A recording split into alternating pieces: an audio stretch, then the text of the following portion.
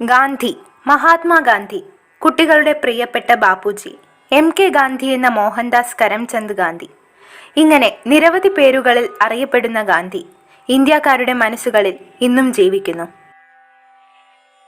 1869 October 2 ഗുജറാത്തിലെ പോർബന്തറിലാണ് അദ്ദേഹം ജനിച്ചത്. ലോകത്തിനൊരു പാഠപുസ്തകമാണ് ഗാന്ധിജിയുടെ ജീവിതം. വളർന്നു വരുന്ന തലമുറ തീർച്ചയായും അറിഞ്ഞിരിക്കണം അദ്ദേഹം ഉയർത്തിപ്പിടിച്ച മൂല്യങ്ങൾ. ആഗോളതലത്തിൽ ഇത്രയേറെ ആദരിക്കപ്പെടുന്ന ഒരു രാഷ്ട്രീയ നേതാവില്ലെന്ന് നിസ്സംശയം പറയാം.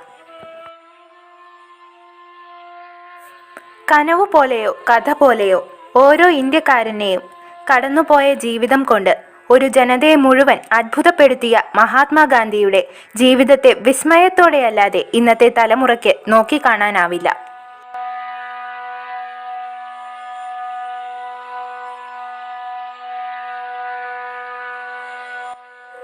അദ്ദേഹത്തിന്റെ പിതാവ് കരംചന്ദ് ഗാന്ധിയും മാതാവ് പുത്ലിഭായുമായിരുന്നു. 1887 മെട്രിക്കുലേഷൻ പാസ്സായ ഗാന്ധി കസ്തൂർബയെ വിവാഹം കഴിച്ചു.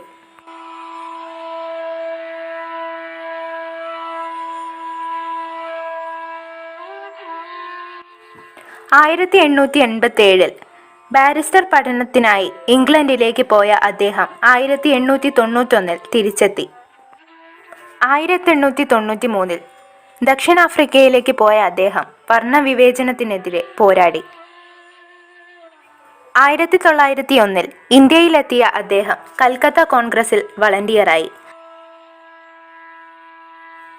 1902 വീണ്ടും ദക്ഷിണാഫ്രിക്കയിലെത്തിയ അദ്ദേഹം ഇന്ത്യൻ ഒപ്പീനിയൻ എന്ന പത്രം സ്ഥാപിച്ചു. 1906 ബ്രഹ്മചര്യം സ്വീകരിച്ച അദ്ദേഹത്തെ 1915 മഹാകവി രവീന്ദ്രനാഥ ടാഗോർ മഹാത്മാ എന്ന് വിളിച്ച് ആദരിച്ചു. 1920 കുപ്പായവും തൊപ്പിയും ഉപേക്ഷിച്ച് അർദ്ധനഗ്നനായ ഫക്കീറായി.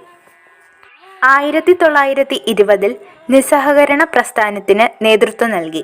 ഇതിന്റെ ഫലമായി 6 കൊല്ലം കഠിന തടവിനു വിധിച്ചു. ജയിൽ ജീവിതകാലത്താണ് ഗാന്ധിജി തന്റെ ആത്മകഥയായ എന്റെ സത്യാന്വേഷണ പരീക്ഷണങ്ങൾ എഴുതുന്നത്. പ്രശസ്തമായ ദണ്ഡി യാത്ര നടത്തുന്നത് 1930 തന്റെ 72 അനുയായികളോടൊപ്പമായിരുന്നു യാത്ര.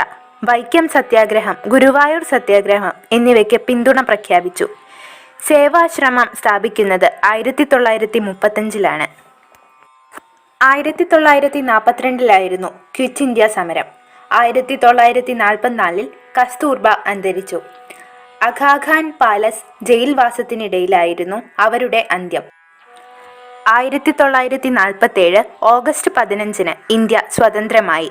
1947 ഇന്ത്യ വിഭജനം അദ്ദേഹത്തെ വേദനിപ്പിച്ചു. ഇന്ത്യക്ക് യഥാർത്ഥത്തിൽ സ്വാതന്ത്ര്യം കിട്ടണമെങ്കിൽ ഇന്ത്യ ജീവിക്കേണ്ടത് നഗരങ്ങളിലല്ല, ഗ്രാമങ്ങളിലാണ്, കൊട്ടാരങ്ങളിലല്ല, കുടിലുകളിലാണ് എന്ന് വിശ്വസിച്ചിരുന്ന ഗാന്ധിജി രാജ്യം മുഴുവൻ ആഘോഷങ്ങളിൽ മുഴുകിയപ്പോൾ മരിച്ചവരുടെ കുടുംബങ്ങൾ സാന്ത്വനമേകിയും വ്രണപ്പെട്ടവരെ ശുശ്രൂഷിക്കുകയുമായിരുന്നു. 1948 ജനുവരി 30 വൈകിട്ട് 5:17 നാഥുറാം വിനായക് ഗോഡ്സെയുടെ വെടിയേറ്റ് അദ്ദേഹം അന്തരിച്ചു. അന്ന് വൈകിട്ട് ആകാശവാണിയിലൂടെ രാഷ്ട്രത്തെ അഭിസംബോധന ചെയ്തുകൊണ്ട് നെഹ്റു പറഞ്ഞു, നമ്മുടെ ജീവിതങ്ങളിൽ നിന്ന് പ്രകാശം അണഞ്ഞുപോയിരിക്കുന്നുവെന്ന്. ജനുവരി 30 അദ്ദേഹത്തിന്റെ ഭൗതിക ശരീരം രാജ്ഘട്ടിൽ സംസ്കരിച്ചു. തന്റെ ജീവിതം ലോകത്തിനു മുഴുവൻ സന്ദേശമാക്കിയ മഹാനുഭാവ, അങ്ങേക്ക് പ്രണാമം.